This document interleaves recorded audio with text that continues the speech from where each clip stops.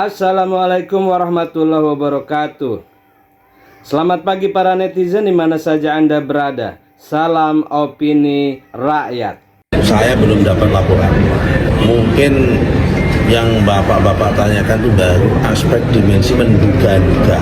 Tapi kalau laporan belum ada. Karena begini teorinya itu kan ini dipagar, ya toh. Kalau orang tidak ribut, ini nanti memang terjadi penumpukan sampah-sampah gitu, penumpukan sampah-sampah. Nah sesudah itu direklamasi tanpa izin, bisa terjadi ke situ. Mungkin yang merencanakan tidak sejauh itu, tapi pada saatnya nanti kalau sudah itu terjadi, ya udah kita reklamasi aja, kita bangun aja, nggak usah bayar, gitu kan? Nggak usah pakai izin reklamasi lagi. Ini teknik merampok gaya-gaya HGU, jadi tanpa biaya dia. Muncul hantu belau dari mana? Kalau nggak ada penjahatnya ini si Cokro-Cokro ini kan ngomong nih, Kroco-Kroco ini ngomong saya, ya sudah tangkap nih bajigur-bajigur ini, ya sudah ambil apa masalahnya, minta, sidik, lidik, lakukan pada begundal-begundal ini, lambat kerjanya kan, tak, gimana Republik mau maju? Kami mengakui atau kami membenarkan ada sertifikat yang berseliweran di kawasan pagar laut sebagaimana yang muncul di banyak sosmed tersebut. Jumlahnya 263 bidang dalam bentuk SHGB atas nama PT Intan Agung Makmur sebanyak 234 bidang dan atas nama PT Cahaya Inti Sentosa sebanyak 20 bidang. Kemudian atas nama perseorangan sebanyak 9 bidang. Kemudian ada juga SHM, surat hak milik, atas 17 bidang. Ini malu deh kita ini, negara kok dikerjain oleh preman-preman kayak gitu. Ini martabat negara dan kedaulatan hukum kita. Ini harus diseriusin. Saya anggap ini harus dibawa ke pengadilan. Mesti bawa itu ke pengadilan. Jadi sekali lagi pejabat-pejabat di zaman Presiden Jokowi yang memberi HGB itu mesti diadili itu. Dan siapa yang memberi hak guna-bangunan itu? Ya tentu mesti diperiksa pejabatnya siapa, BPN. Tetapi di atas BPN tentu ada kekuasaan lain yang melindungi pemberian hak yang melanggar asas konstitusi itu. Siapa? Yaitu pemerintahan Pak Jokowi ketika itu. Jadi kalau orang bilang Jokowi lagi, ya karena memang pada waktu itu presidennya ada Pak Jokowi kan, itu yang harus kita periksa. Kami sebetulnya meminta ya kepada Pak Presiden agar institusi yang namanya Kementerian Agraria Badan Pertanahan Nasional itu yang pertama direformasi. Oke. Itu kenapa? Karena konflik, kriminalisasi, pelanggaran HAM bermula dari yang namanya sumber-sumber kehidupan. Salah satu pokok utamanya adalah tanah. Kalau saudara-saudara ingin tanya dari mana, siapa pemilik PT tersebut, silahkan cek ke AHU, Administrasi Hukum Umum, untuk ngecek di dalam aktenya. Oke, setelah pagi tadi ada pernyataan resmi dari Menteri ATR BPN Nusron Wahid soal siapa saja yang memiliki HGB di perairan Tangerang tersebut. Walhi juga memberikan rilis begitu bahwa ada indikasi PT Intan Agung Makmur dan PT Cahaya Inti Sentosa ini dengan Agung Sedayu. Nah ini bagaimana kaitannya afiliasi yang ditemukan sama Walhi soal dua perusahaan ini dengan Agung Sedayu? Boleh dijelaskan Pak Mukri? Kalau kami kasih clue titik-titik ujungnya grup dari dua PT itu. Oke. Silahkan, ini tugasnya negara untuk mencari siapa mereka. Tapi poin kami di sini adalah menyampaikan bahwa sekali lagi tidak akan pernah gugur kami menyebut motif upaya jahat untuk melakukan pengurugan laut seluas 9.000 hektar tersebut dengan reklamasi. Ya, kita mulai. 1. Coba lihat yang namanya Tanjung Burung, ini persoalan pagar ini, pada bulan April dia akan belum terlihat kalau menggunakan central lensat atau spasial. Dia mulai terlihat di bulan Agustus. Oke, itu ya. 2023. Di mana Tanjung Burung sampai ke Kohod. Oke.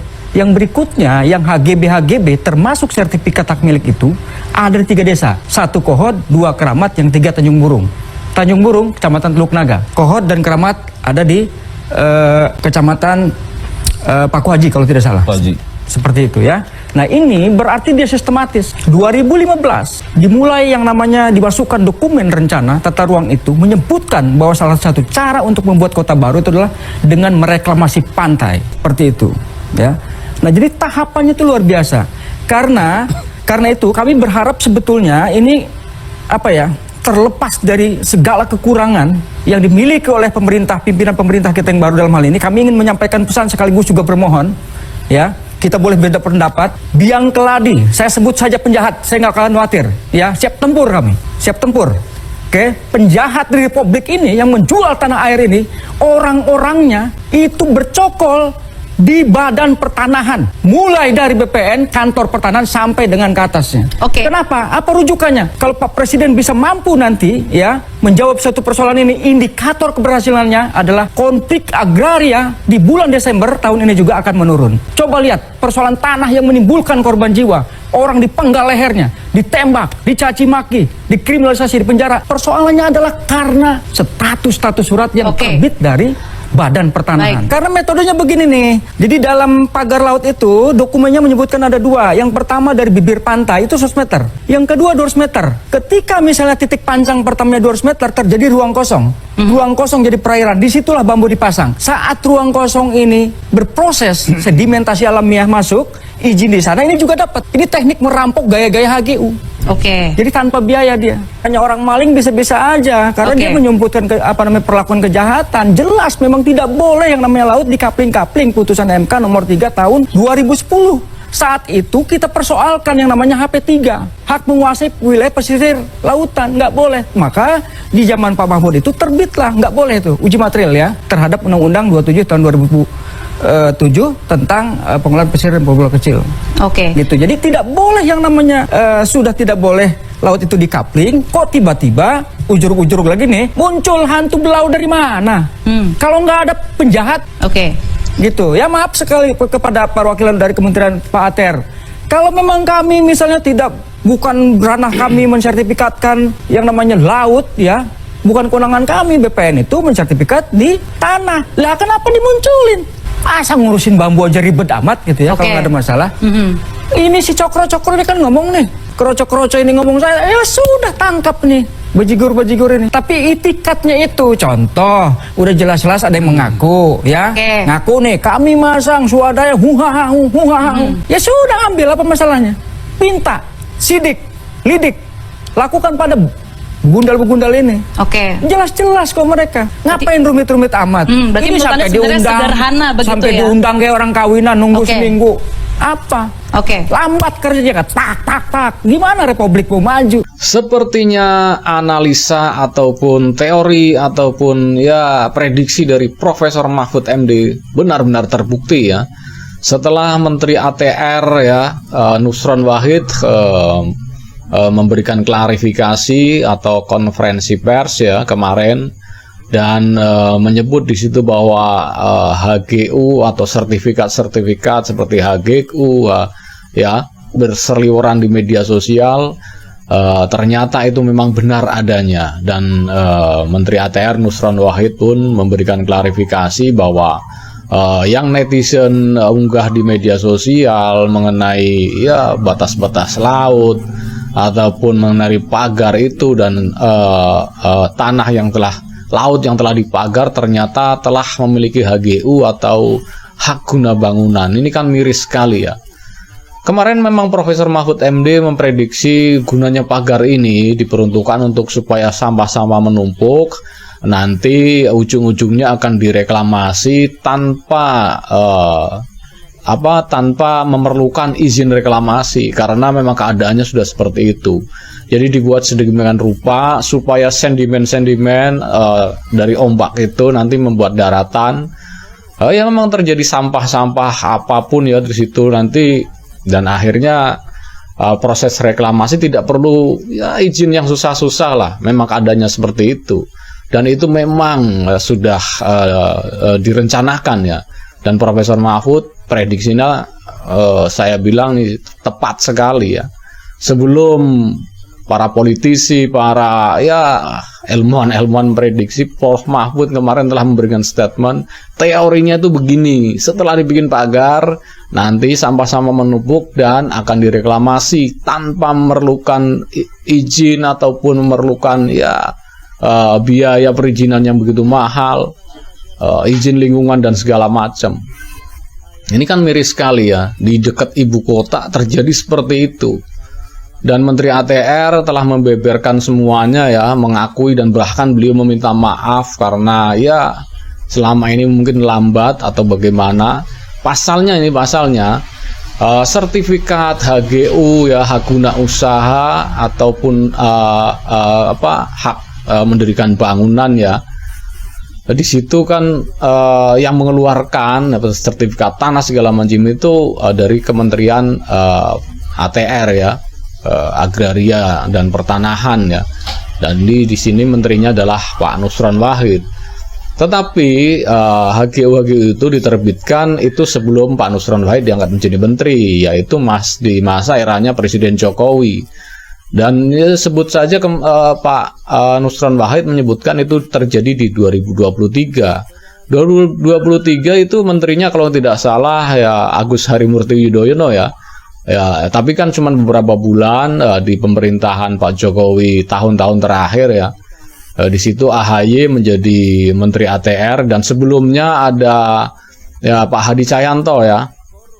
Nah, sebelum AHY ini Pak Hadi Cahyanto menempati Menteri ATR ya. Jadi siapa nih, perlu nih ditelusuri siapa yang mengesahkan dan siapa yang membuat menandatangani hak guna usaha ya ataupun hak mendirikan bangunan di atas laut. Ini siapa ini? Siapa menterinya? Siapa dirjen-dirjennya? Dan tentunya ke atasnya lagi yaitu presidennya. Pasti akan dikaitkan oleh netizen ataupun oleh para akademisi, oleh para ahli. Pasti akan dikaitkan siapa yang memegang pemerintahan tertinggi saat itu. Siapa lagi kalau bukan Pak Jokowi. Jadi kalau mau mengaitkan kok dikait-kaitkan dengan Pak Jokowi, gimana lagi pemerintahannya saat itu adalah Pak Jokowi. Jadi ya mau nggak mau Pak Jokowi juga harus ikut dimintai keterangan. Dan ini harus diusut tuntas ya. Ingat kata Prof Mahfud kemarin, masa negara kalah sama bandit-bandit secunguk-secungukan? Kan negara ini nggak ada martabatnya kalau begitu. Diinjek-injek lah sama bandit-bandit.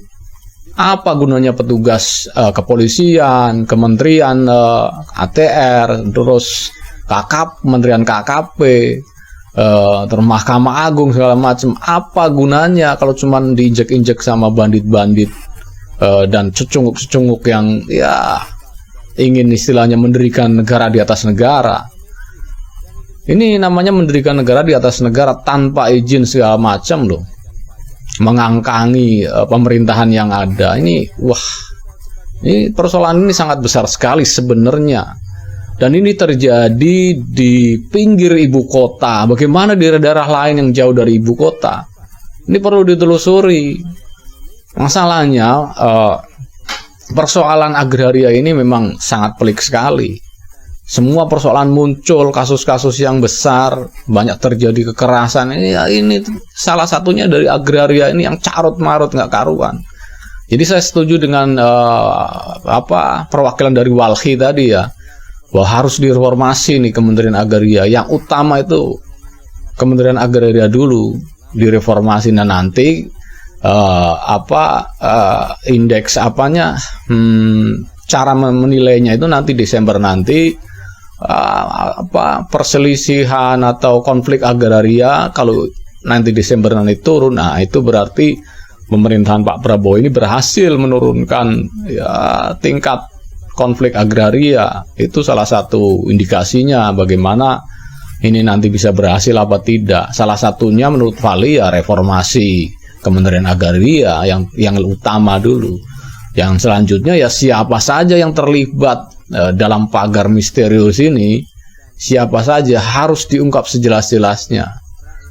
Tadi Pak Nusron Wahid katanya akan menindak siapa saja, akan menelusuri. Coba kita buktikan ya. Kita buktikan nih kelanjutannya seperti apa. Masalahnya kalau media ini abai dengan berita-berita ini akan adem ayam aja, tahu-tahu muncul reklamasi nanti. Itu sudah pasti. Kalau media tidak memberitakan atau mengabarkan atau mengangkat topik ini, ya ini akan adem-adem ayam aja. Bahkan bisa jadi ditutupi dengan ya kasus-kasus atau berita-berita yang lagi heboh sekarang ini, atau sengaja ditutupi dengan kasus-kasus besar. Bisa saja. Masalahnya ini sangat besar sekali. Masa sekelas bangsa Indonesia loh yang katanya begitu kuat ternyata hanya dipecundangi oleh para bandit-bandit ini. Ini kan sangat memalukan sekali. Kemana aja pemerintahan kita selama ini kalau memang ini benar-benar terjadi, kalau memang itu benar-benar terbukti itu melakukan atau mengangkangi hukum, melanggar hukum, ini harus benar-benar ditindak. Dan saya minta Prof Mahfud nih harus bersuara lagi, Prof. Kita tunggu, Prof, pendapat-pendapatnya, dan ya harus dibahas lagi, Prof, masalah pagar laut ini. Bung Rocky Gerung juga ikut memberikan ya ulasannya ya bahwa ini harus dibawa ke pengadilan. Satu nada dengan Profesor Mahfud ya. Profesor Mahfud menyarankan bahwa ini harus dibawa ke pengadilan.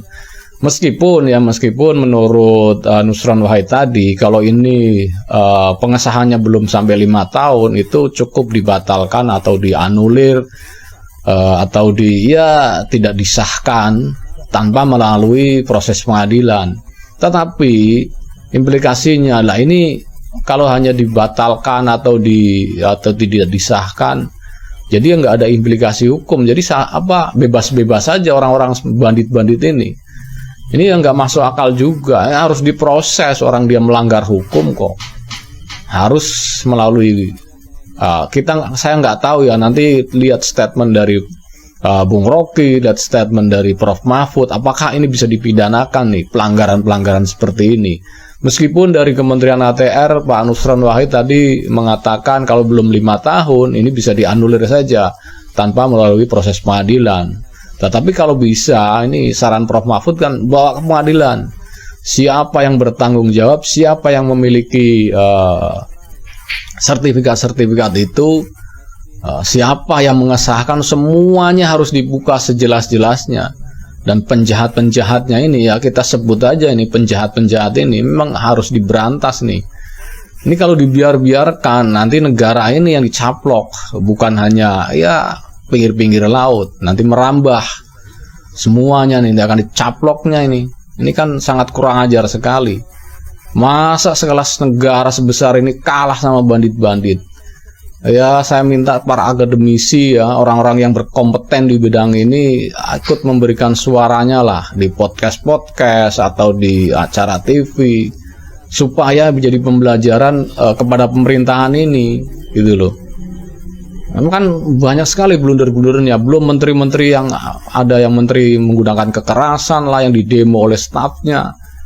Ini kan waduh, mindset kita ini makin tipis saja kepercayaan kita kepada pemerintah ini.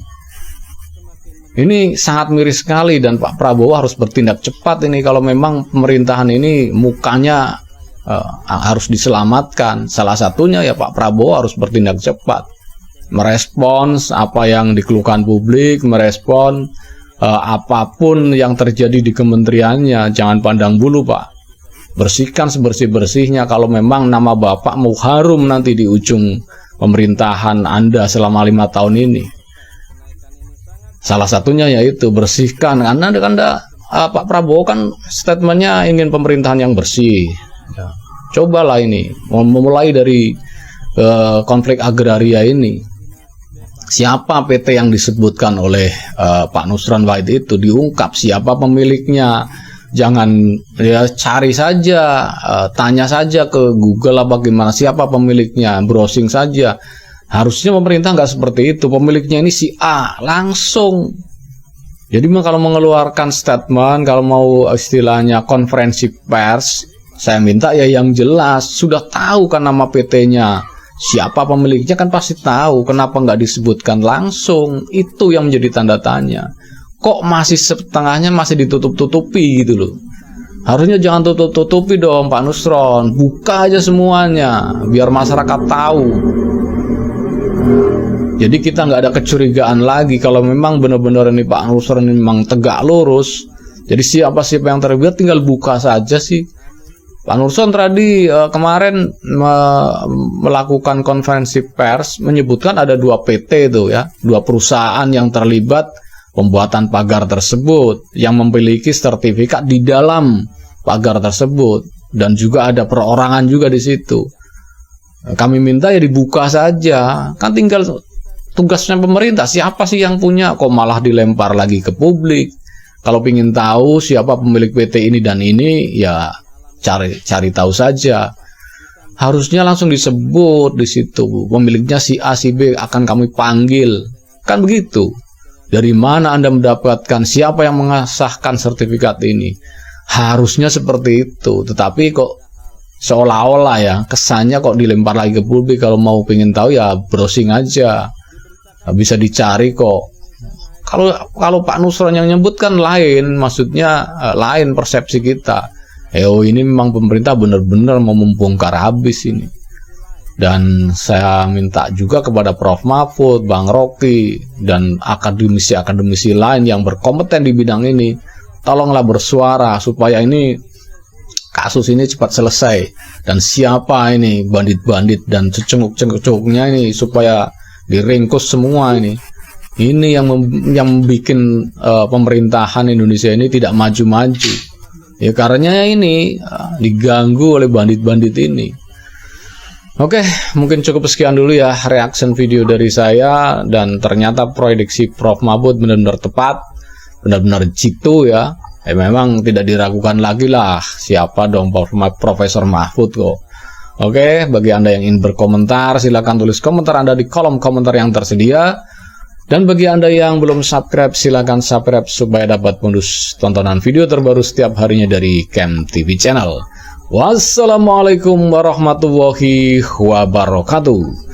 Salam waras. Demikian saudara, apa pendapat Anda silahkan ditulis di kolom komentar. Terima kasih telah menyaksikan video ini sampai selesai. Salam hormat. Wassalamualaikum warahmatullahi wabarakatuh.